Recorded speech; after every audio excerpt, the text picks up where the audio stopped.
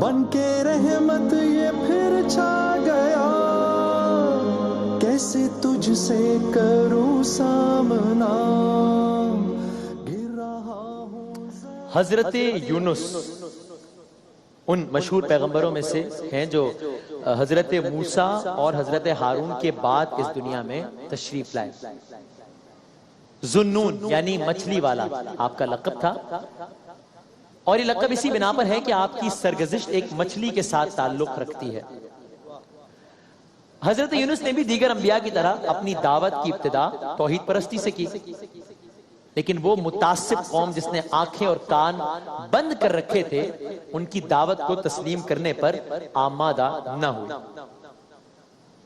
سالہ سال کی تبلیغ کے باوجود صرف چند افراد کا ایک چھوٹا سا گروہ جو ایک عالم اور ایک عابد پر مشتمل تھا، یعنی کہ دو لوگ، وہ آپ پر ایمان لائے بس۔ آخرکار حضرت یونس نے گمراہ قوم کے لیے دعائے ضرر کرنے کا فیصلہ کیا، یعنی ان کے حق میں دعا نہیں کی، سمجھنے کے لیے کہ ہم کہہ لیں کہ بد دعا کی۔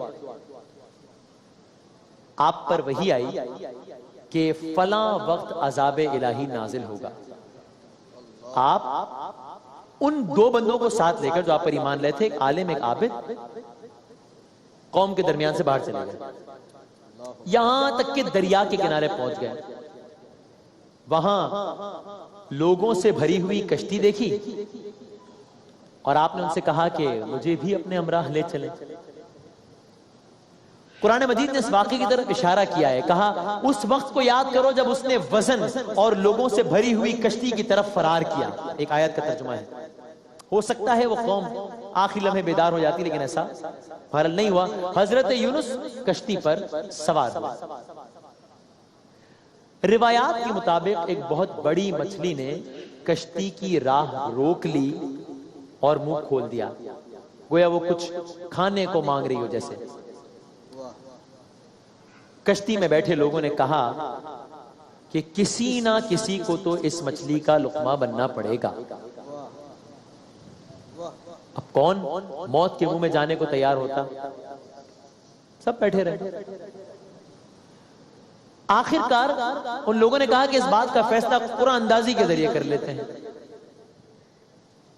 کشتی میں موجود تمام لوگوں کے نام کا قرعہ ڈالا گیا۔ قرعہ حضرت یونس کے نام کا نکلا ہے۔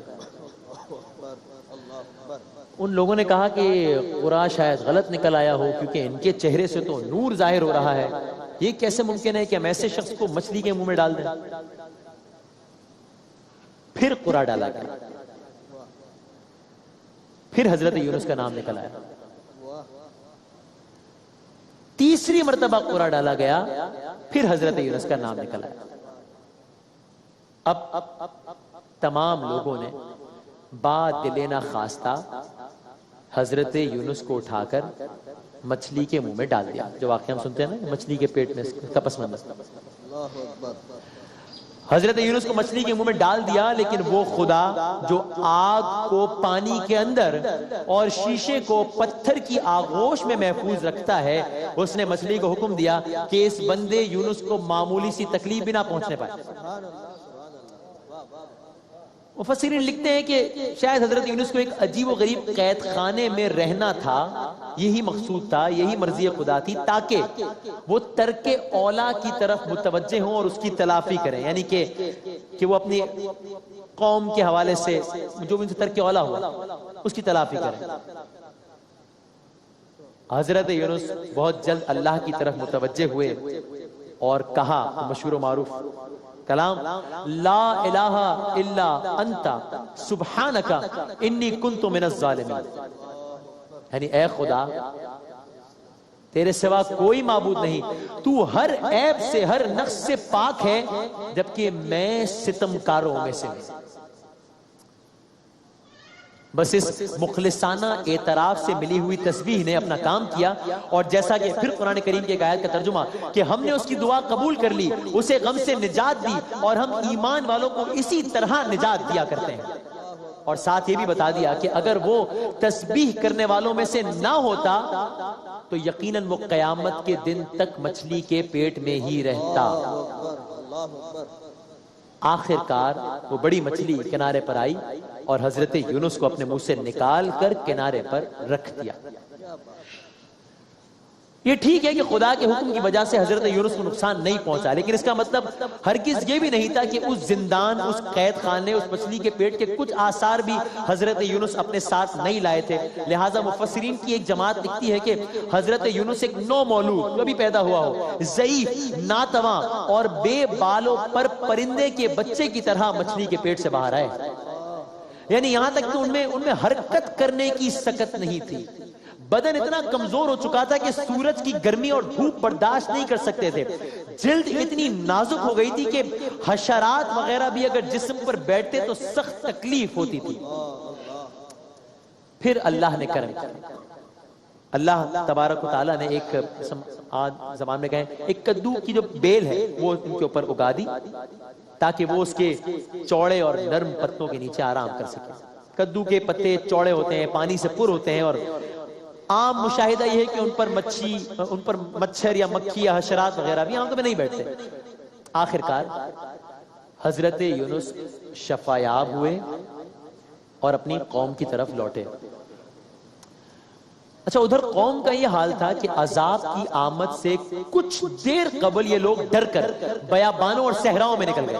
انہوں نے انسانوں اور جانوروں کے بچوں کو ان کی ماؤں سے جدا کر دیا. سب اللہ کی بارگاہ میں گریہ کرنے لگے، رونے لگے، معافی مانگنے لگے. اللہ نے ان کی فریاد سن لی، توبہ قبول کر لی اور ان کے حصے کا عذاب پہاڑ پر ڈال دیا. اب حضرت یونس تو یہ سوچ کر اپنی قوم کی طرف آئے تھے کہ آیا دیکھوں عذاب کے بعد کس حال میں ہے قوم، لیکن یہ دیکھ کر حیران ہوئے کہ وہاں تو دنیا بدل گئی تھی. جنہیں وہ چھوڑ کر گئے تھے اس وقت وہ سب بت پرست تھے، لیکن اب وہی سب بت پرست خدا پرست بن گئے تھے. تو اس واقعے سے خلاصہ کلام کئی سبق ملتے ہیں. ایک تو سبق یہ کہ اللہ تعالیٰ آخر دم تک اپنے بندوں کی توبہ کا انتظار کرتا ہے.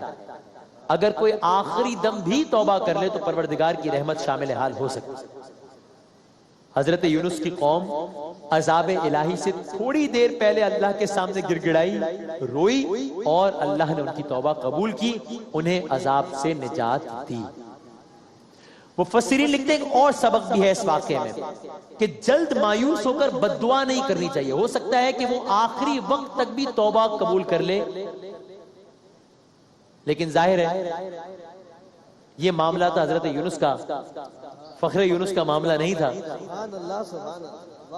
گفتگو کا اختتام اسی سے کروں کہ یہ تو معاملہ یونس علیہ السلام کا تھا. انہوں نے کی بد دعا یا دعائے ضرر کی اپنے قوم کے لیے. بس یہی وجہ تھی کہ جب میرے آقا نامدار احمد مجتبیٰ محمد مصطفیٰ صلی اللہ علیہ وآلہ وسلم پر طائف کی بستی میں پتھر برسائے گئے جس میں اتھر لہو لہان ہو گیا، یہاں تک کہ اللہ کے فرشتے آئے. اللہ کے فرشتوں نے آ کر کہا اگر آپ کہیں تو اہل طائف کو ان دو پہاڑوں کے درمیان غرق کر دیں، لیکن آپ نے فرمایا یہ مجھے نہیں پہچانتے، میں پھر بھی ان کی ہدایت کے لیے ہی دعا کرتا رہوں.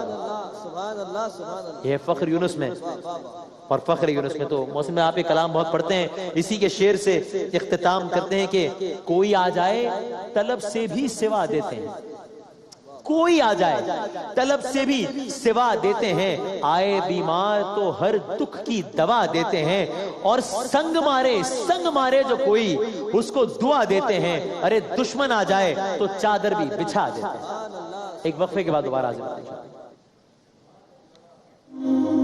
ماہ رمضان یوں آ گیا، بن کے رحمت یہ پھر چھا گیا.